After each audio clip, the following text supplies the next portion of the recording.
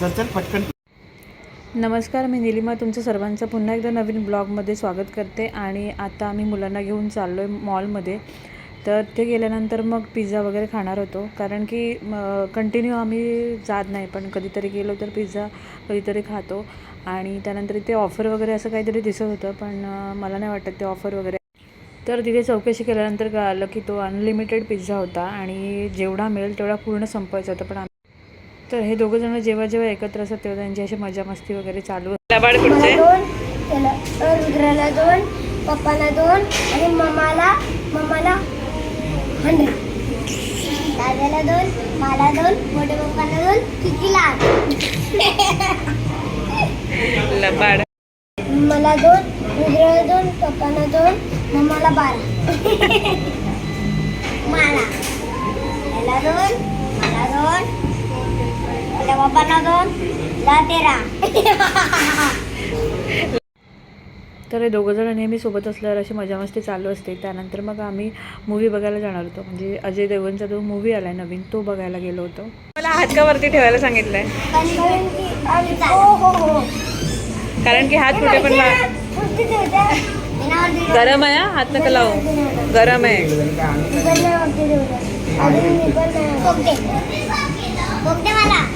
थांबा जरा. तर मी लहानपणापासून गावी राहायचे, त्यामुळे मला असे जे फास्ट फूड वगैरे आहेत ते बऱ्यापैकी माहितीच नव्हते. तर माझी बहीण हा जर ब्लॉग बघत असेल तर तिला माहिती आहे की आमची मजा काय व्हायची बाहेर गेल्यावरती.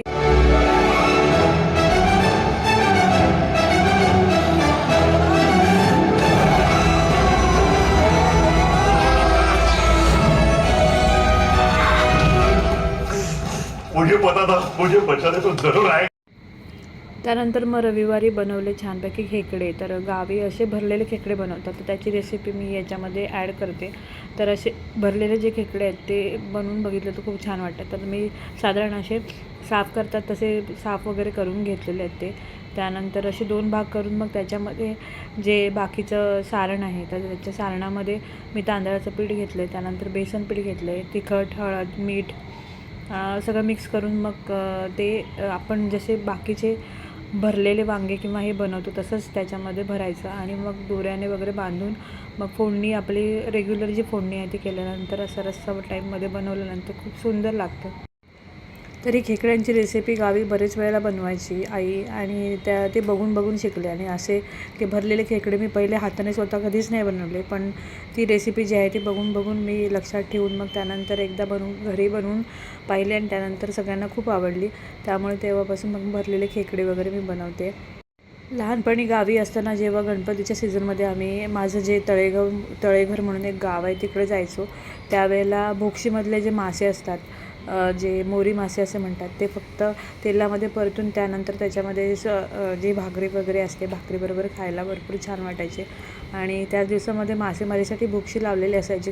म्हणजे गावाला साधारणतः पावसाळा सुरू झाल्यानंतर आणि लावणी किंवा लावणीच्या वेळेला वगैरे खेकड्यांचा रस्सा वगैरे हे हमखास केलं जातं.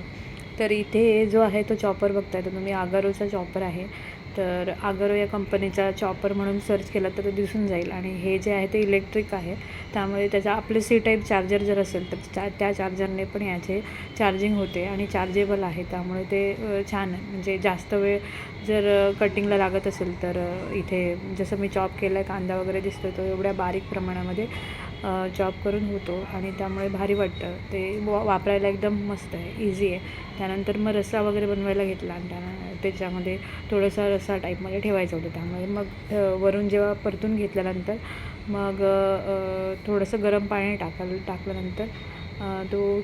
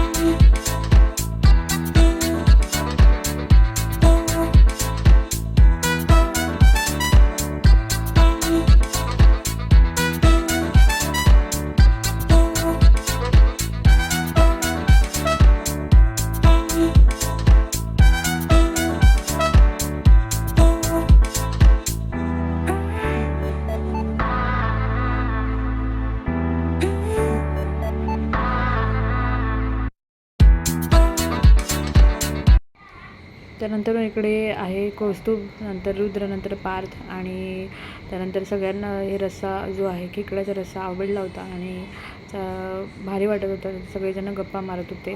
तर असा हा रस्सा झालेला आहे छानपैकी. आणि त्यानंतर हा जो खेकडा आहे भरलेला खेकडा, तर याच्यामध्ये असं बेसन वगैरे जे भरलं होतं ते हे होतं. तर हे खूप छान लागतं. ही रेसिपी तुम्ही बघितलं तर एकदा करून बघा, खूप छान आहे. आणि आम्ही जेव्हा लहानपणी पप्पा आणायचे खेकडे वगैरे तेव्हा त्यांनी एकदा अशी रेसिपी बनवून दिली होती. त्यानंतर मग आम्ही कंटिन्यू बनवायचो. तर हे भारी वाटतं. तर इकडे गाड्या वगैरे सोडून ते तिघांची बडबड चालू आहे. तर मी बघायला आले होते. मग ते एका कोपऱ्यामध्ये बसून मस्तपैकी काहीतरी डिस्कशन करत होते तिघंजणं एकत्र. त्यानंतर मी मार्केटला गेले. थोडेसे असे कंटेनर वगैरे घ्यायचे होते. तर प्लास्टिकचे कंटेनरचं एक छान दुकान होतं. क्या भारी फिनिशिंग देखो दूसरे कितना भारी कुंडी का ये अच्छा है शेप. त्यानंतर मार्केटमधून आणल्या 2 कुंड्या आणि या कुंड्यांचा आकार वगैरे खूप छान वाटलं मला, त्यामुळे ते घेऊन आले आणि साधारण रिजनेबल प्राईसमध्ये मिळाल्या. आणि त्यानंतर मग ही जी आहे वेल याच्यामधून ट्रान्सफर केली त्या नवीन कुंडीमध्ये आणि त्याचं कलर वगैरे आणि त्याचं फिनिशिंग छान वाटत होतं मला, त्यामुळे मी आणलं. आणि शोकेसच्या याच्यामध्ये मला ठेवायचं होतं, कारण की अशा मोठ्या वस्तू ज्या आहेत त्या दुसऱ्या मेटलच्या वगैरे त्या कधी पण वाऱ्याने वगैरे पडू शकतात. म्हणून मग मी अशा कुंड्या वगैरे ठेवल्या, त्या एका साईडला ठेवलेल्या आहेत आणि ते दिसायला पण छान दिसतं आणि सगळीकडे घरी ग्रीनरी वगैरे राहते. त्यामुळे मग अशा बऱ्या म्हणजे 1-2 ठिकाणी वेली आणि त्यानंतर कुंडी वगैरे ठेवलेली आहे. अजून 2-4 मोठ्या कुंड्या पण तिथे विचारल्या होत्या, त्या मे बी नेक्स्ट ह्याच्यामध्ये मी ॲड करेन. नंतर इथे वेल वगैरे त्या नवीन कुंड्यांमध्ये ॲड केली. त्यानंतर थोडंसं पाणी घातलं आणि थोडा वेळ तसंच ठेवलं. आणि त्या बाजूच्या ज्या कुंड्या दिसतात त्या हो तिथली लाईट लावा ना एक अशी. तर अशा कुंड्या ठेवल्यानंतर इथे छान वाटायला लागला. आणि मग जर म्हणजे असं ह्या जे आहे तर त्याच्यामध्ये शोपीस ठेवण्यापेक्षा हे ठेवल्यानंतर भारी वाटत होतं.